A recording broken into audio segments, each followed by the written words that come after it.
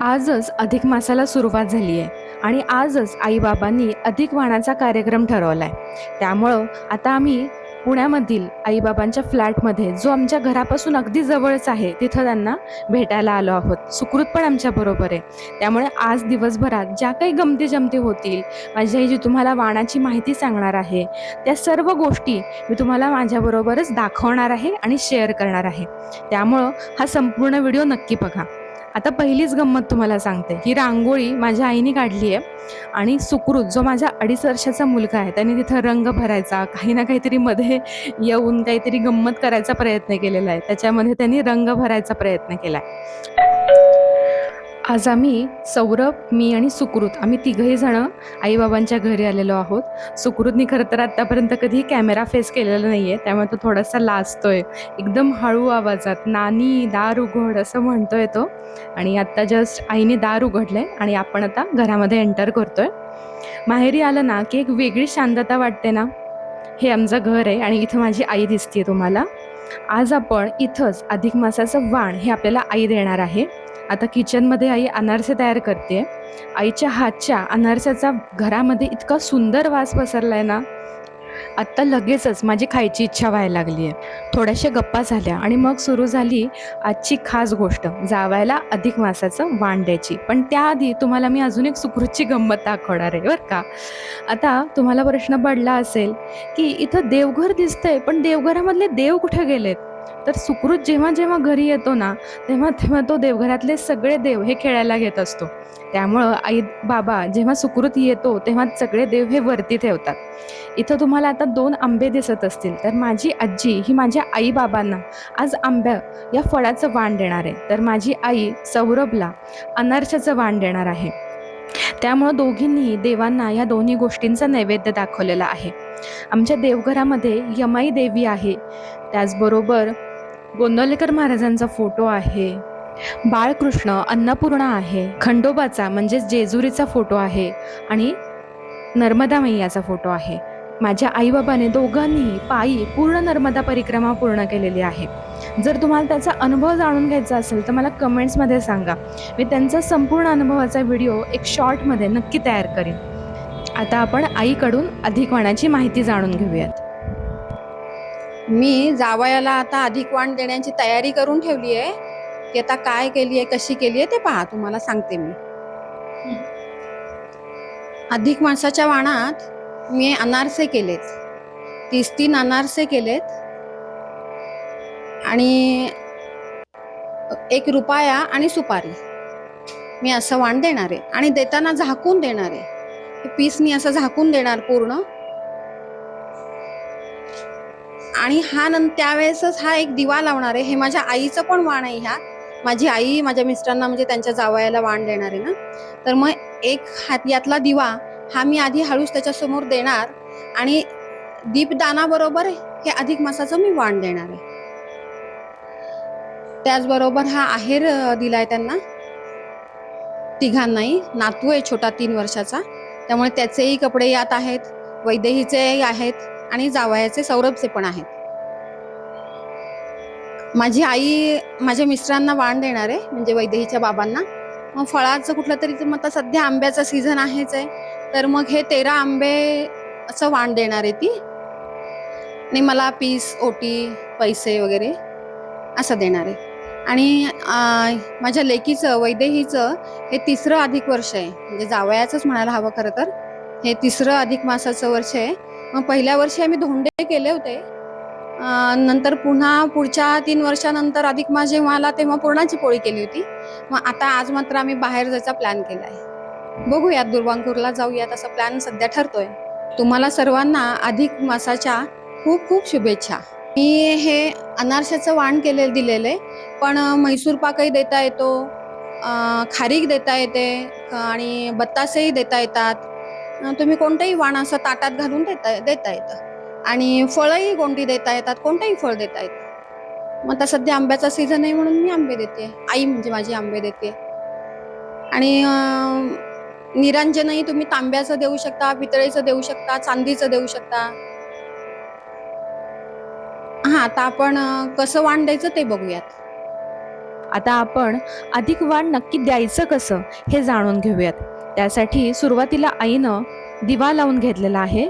हा तांब्याचा दिवा आहे.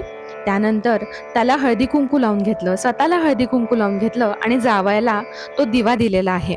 तो दिवा त्यानंतर थोडासा साईडला ठेवून त्यानंतर वाण दिलं जातं. ते वाण ताटामध्ये दिलं जातं, जे आपण तांब्याचं किंवा स्टीलचं आता माझ्या आईनं घेतलेलं आहे. त्या स्टीलच्या ताटामध्ये 33 अनारसे तिने ठेवलेले आहेत आणि ते ती जावयाला आता देत आहे.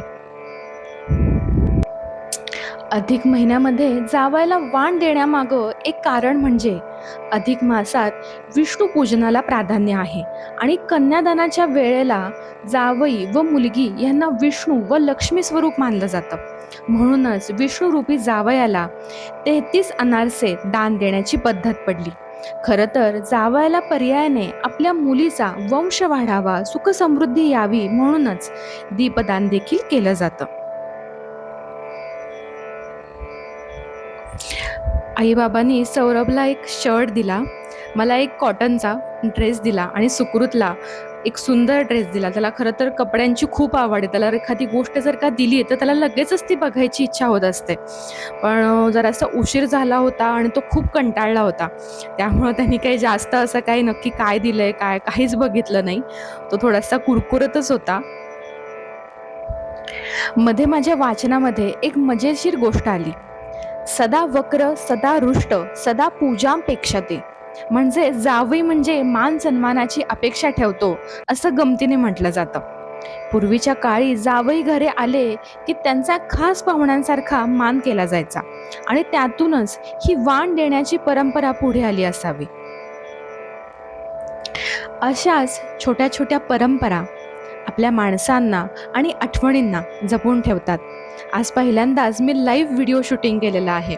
जर तुम्हाला हा माझा आजचा प्रयत्न आवडत असेल तर माझ्या चॅनलला लाईक शेअर सबस्क्राईब करायला विसरू नका.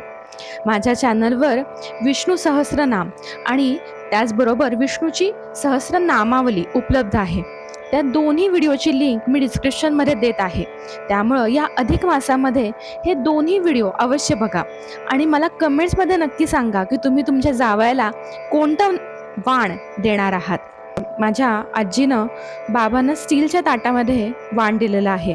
तांब्याचं ताट, चांदीचं ताट, कुठल्याही पद्धतीच्या ताटामध्ये आपण जे वाण देणार आहोत म्हणजे 30 म्हणजे 30+3 म्हणजे 33 अनारसे. आता माझ्या आजीने 13 आंबे अशा पद्धतीचं जे वाण आहे ते आपण ताटामध्ये ठेवून मग ते देऊ शकतो. त्याचबरोबर मुलीची ओटी भरू शकतो. जावई आणि मुलगी म्हणजेच विष्णू आणि लक्ष्मी रूप हे मानलं जातं. अधिक मासामध्ये विष्णूला महत्त्व तर आहेच आहे. त्यामुळे जरी माझी आजी ही वयाने मोठी असली तरी विष्णू रूप मानून माझ्या आजीनं दोघांनाही नमस्कार केलेला आहे. माहेर, आईचं प्रेम आणि आपल्या परंपरा हे सर्व गोष्टी नेहमी आपल्या मनात राहतात. आत्ता अधिक वाणाचा तर कार्यक्रम झाला. आता आम्ही सगळेजण निघालो आहोत पुण्यातल्या प्रसिद्ध दुर्वांकूर हॉटेलमध्ये आणि खास कारण म्हणजे इथली अधिक मास स्पेशल पुरणपोळी थाळी आणि त्याचबरोबर अनलिमिटेड आमरस थाळी. अधिक महिन्यात सात्विक आणि पारंपरिक जेवणाला खूप महत्त्व असतं आणि म्हणूनच आज आम्ही अनुभवणार आहोत एकदम घरगुती पारंपरिक महाराष्ट्रीयन थाळी. आज थोडी गर्दी नक्कीच आहे, पण वीकेंड आणि दुर्वांकूरच्या प्रसिद्ध सात्विक थाळीमुळं हे सगळं एक्सपेक्टेडच होतं. पण खरं सांगायचं झालं तर जेव्हा जेवण इतकं छान असेल तेव्हा वेटिंग पण वर्थ इट वाटतं. सध्या अधिक मास चालू आहे, त्याला आपण धोंड्याचा महिना देखील म्हणतो. त्यामुळंच दुर्वांकूरमध्ये पुरणाची पोळी आणि धोंड्याची खूपच डिमांड आहे. इथलं वातावरण अगदी सणासारखं वाटतंय. धोंडे, पुरणपोळी, अधिक मास आणि महाराष्ट्रीयन फूड कल्चरचा हा परफेक्ट कॉम्बोज म्हणता येईल. चला तर मग आता जाऊयात आणि पाहूयात काय काय खास आहे या थाळीमध्ये. वा, थाळी आली आणि खरंच पहिल्याच नजरेत मन जिंकलं. इतक्या सगळ्या पदार्थांनी भरलेली पारंपरिक महाराष्ट्रीयन थाळी आणि मध्ये आमरसाची वाटी. खरंच अधिक महिन्याचा फील लगेचच येतो. आमरस दिसला ना की आपला छोटा गेस्ट तर खूपच एक्सायटेड असतो. थाळीमध्ये व्हरायटी खूप छान होती.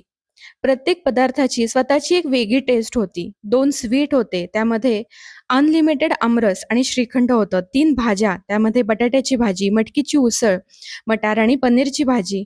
फरसाणमध्ये 2 आयटम, ढोकळा आणि पापडी चाट. पापड तर होतेच, त्याबरोबर चटणी, लोणचं, पुरी आणि मसाले भात होता. साधी पोळी होती, वरण भात होतं. ओव्हरऑल सांगायचं तर, जर तुम्हाला ट्रॅडिशनल महाराष्ट्रीयन थाळी आवडत असेल, एस्पेशली अधिक मासमध्ये सात्विक आणि घरगुती टेस्ट हवी असेल, तर हा अनुभव तुम्ही नक्की ट्राय करू शकता. सुकृतला आम्ही जेवण झाल्यावर एकच प्रश्न विचारला, की "तुला आंबा आवडला का?" तर तो अगदी छान, छान अगदी म्हणत होता. माझा हा आजचा प्रयत्न तुम्हाला आवडला असेल, तर मला कमेंट्समध्ये नक्की सांगा. भेटूया पुढच्या व्हिडिओमध्ये. तोपर्यंत नमस्कार.